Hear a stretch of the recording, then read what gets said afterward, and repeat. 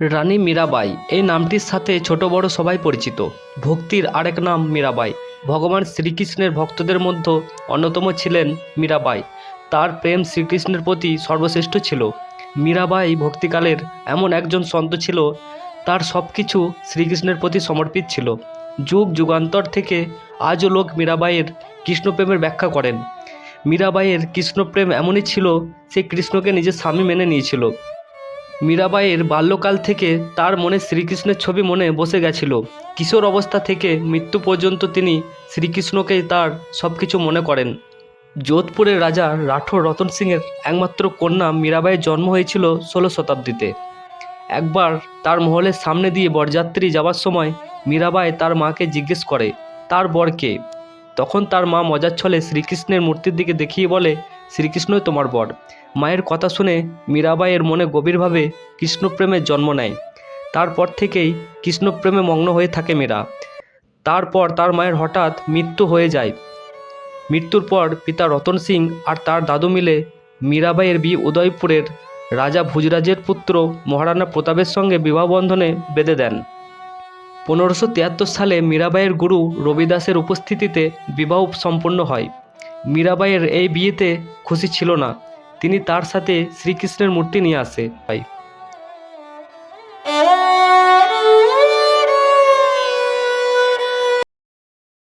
Good morning বন্ধুরা, আপনাদের স্বাগত আর একটি নতুন ভিডিওতে। তা বন্ধুরা, আজকে আপনাদেরকে নিয়ে যাব রানী মীরাবাই সেই মহলে। রানী মীরাবাই যে মহলে বিষ পান করেছিল সেই মহলে আজকে আপনাদেরকে নিয়ে যাব। তা রানী মীরাবাই সম্পর্কে জানেন না এমন কম মানুষ আছে। আপনারা যারা জানেন তারা হয়তো তার কাহিনী সবই জানেন, যে হ্যাঁ তিনি ছিলেন রাজ পরিবারের রাজরানী। তার সত্ত্বেও কিন্তু মীরাবাইকে কীভাবে মারার কৌশল রাজ পরিবারের মানুষে করেছিল, এবং তিনি সব সময় কৃষ্ণ ভক্তিতে লীন হয়ে থাকতো বলে তাকে নানানভাবে নানান কৌশলে কিন্তু তাকে মারার চেষ্টা করা হয়েছিল। এই রাজস্থানে যে রাজা ছিলেন, জয়পুরে যে রাজা ছিলেন, রানী মীরাবাইকে মেয়ের মতো ভালোবাসত। তাই একবার তাকে এই জয়পুরের রাজা তাকে নিয়ে এসেছিলো, কিন্তু তাকে এখানটা তো ছাড়া হয়নি। তাকে গুপ্তচরের মাধ্যমে এখানটা তো কিন্তু তাকে বিষ পান করানোর চেষ্টা করা হয়েছিল। তা আমি কিন্তু এখন রাজস্থানের জয়পুরের ঠিক পাহাড়ি এলাকায় আমির কেল্লা থেকে 4-5 কিলোমিটার দূরে অবস্থান করছি। তা চলুন বন্ধুরা যাওয়া যাক, আর আমি চেষ্টা করব আপনাদেরকে সম্পূর্ণ তথ্য দেওয়ার। তা আমার সঙ্গে থাকবেন আর পুরো ভিডিওটা দেখতে থাকবেন। এখন এখানটায় দেখি একটা অটো ভাড়া করে নেবো, দাঁড়িয়ে আছে, কত কি নেয় দেখি। তা চলুন বন্ধুরা। একদম চলে এসেছিল নামটা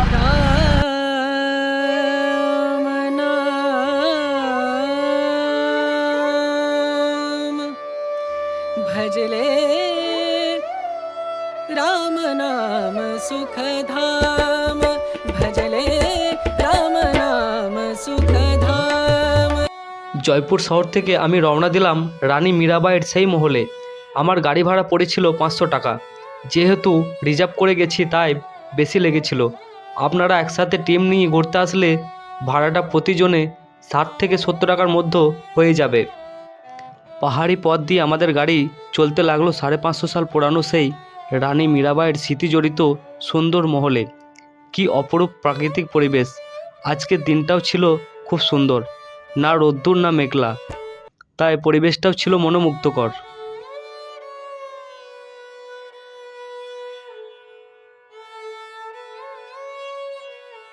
আমার পাশেই দেখছেন আমির কেল্লা। আপনারা যদি জয়পুর ভ্রমণ করেন তাহলে আমির কেল্লার পাশাপাশি এই মহলটিও অবশ্যই ঘুরে নেবেন। মহল বলা ভুল হবে, এটা এখন মন্দিরে পরিণত হয়েছে। এই মন্দিরটির নাম জগৎ শিরোমণি মন্দির। এই মন্দিরটি অবস্থান করছে আমির কেল্লার পিছন দিকে 2 থেকে 3 কিলোমিটার দূরে। তাই আমি সাজেস্ট করব আমির কেল্লার সাথে সাথে এই পবিত্র মন্দিরটিও ঘুরে নেবেন। যেহেতু পৃথিবীতে এই একটাই মন্দির আছে যেখানে রানী মীরাবাই এবং শ্রীকৃষ্ণকে একসাথে পুজো করা হয় এবং তারা একসাথে বিরাজমান। राम नाम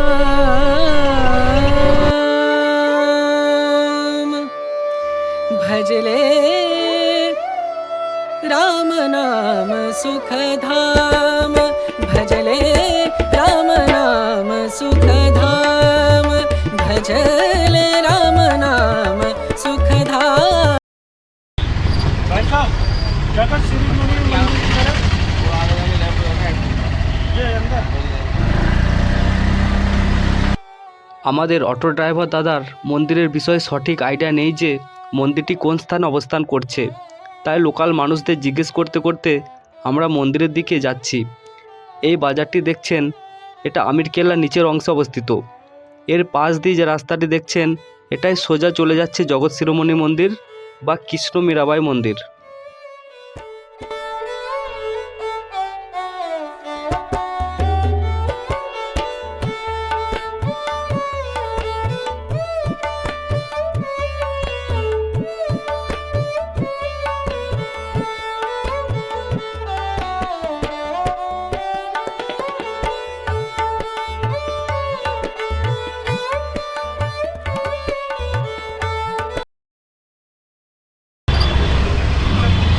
वैसे जगत शिरोमणि मंदिर सीधा মনের সংশয় দূর করতে আরও কিছুটা দূরে এগিয়ে গিয়ে আবারও জিজ্ঞেস করে নিলাম মন্দিরের অবস্থানটি কোথায়। তারপরে দেখতে পেলাম মন্দিরের চূড়া।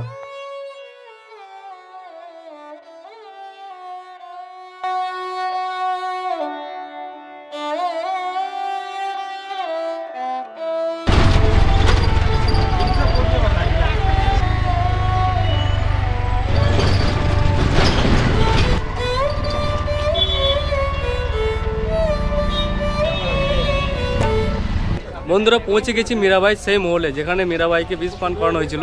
এই সেই স্থান বন্ধুরা, দেখতে পাচ্ছেন মহলটি। তা বন্ধুরা চলুন ভেতরে প্রবেশ করা যাক। আর আমি চেষ্টা করব আপনাদের সম্পূর্ণ তথ্য জানানোর বা মন্দিরটি সম্পূর্ণ দেখানোর। এই হচ্ছে প্রবেশ গেট।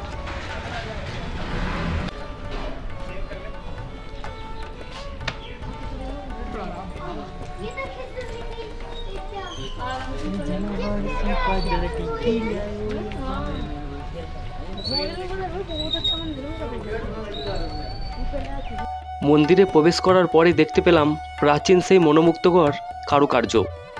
সুন্দর প্রবেশ গেট দেখে মন প্রসন্ন হয়ে গেল।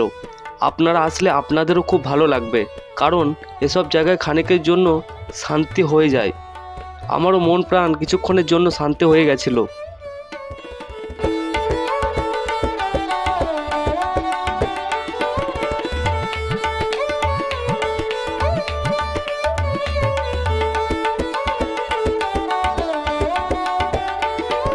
তা বন্ধুরা কারুকার্যগুলো একবার দেখুন বন্ধুরা, কত প্রাচীন দেখুন। এই সে মহল কিন্তু বন্ধুরা, মীরার ভক্তি কিন্তু এই মহলের পরতে পরতে কিন্তু লুকিয়ে রয়েছে। তিনি এতটাই কৃষ্ণ ভক্তিতে লীন হয়েছিলেন যে তাকে কিন্তু সব সময় প্রলোভনের দ্বারাই কিন্তু মারার চেষ্টা করা হয়েছিল। আর একবার ভাবুন কতটা প্রাচীন সেই মহল।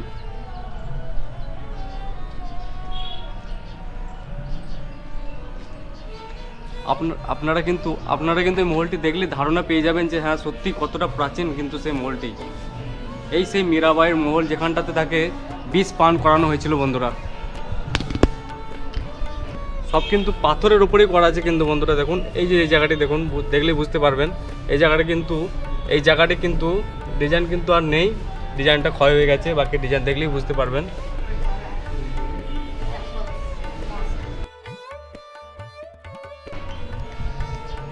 এই সেই মহল বন্ধুরা, একবার ভাবুন। এই সেই মহল যেখানে কৃষ্ণ ভক্তিতে লীন হয়ে থাকতো মীরা, তাকে কিন্তু বিষ পান করানোর চেষ্টা করা হয়েছিল। একবার ভাবুন আর কতটা প্রাচীন দেখুন বন্ধুরা। राम नाम भजले राम नाम सुख धाम भजले राम नाम सुख धाम भजले राम আর এই মন্দিরের সামনে ঠিক গরুদেবের নারায়ণের যে বাহন, তার কিন্তু মূর্তি এখানে দেখতে পাচ্ছেন আপনারা।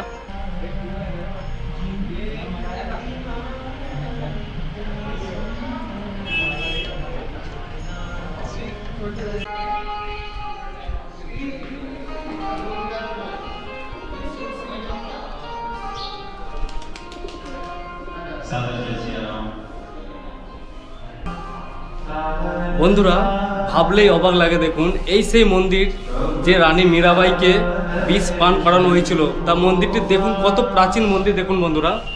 আপনারা দেখলে ধারণা পেয়ে যাবেন।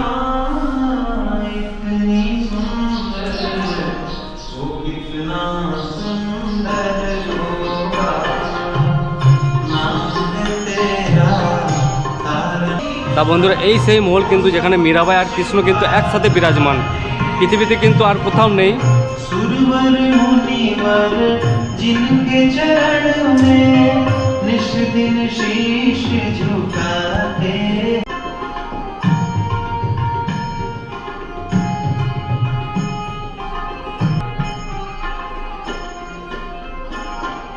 দোলনাটা দেখছেন বন্ধুরা, এই সেই দোলনা। রানী মীরাবাই কিন্তু তার গিরিধর গোপালকে কিন্তু এতে করেই ঝোলনা ঝোলাতো বন্ধুরা, দেখতেই পাচ্ছেন। এটা কিন্তু একটু ভেঙেও গেছে, দেখতেই পাচ্ছেন সম্পূর্ণভাবে কিন্তু। বন্ধুরা, এই ধরনের ঐতিহাসিক স্থান দেখার জন্য চ্যানেলটি সাবস্ক্রাইব করে আমার পাশে থাকুন। আপনারা পাশে থাকলে তবেই তো মনোবল বাড়বে। দেখা হচ্ছে অন্য কোনো ভিডিওতে, ততক্ষণ ভালো থাকবেন, সুস্থ থাকবেন। राम सुख धाम भजले राम नाम सुख धाम भजले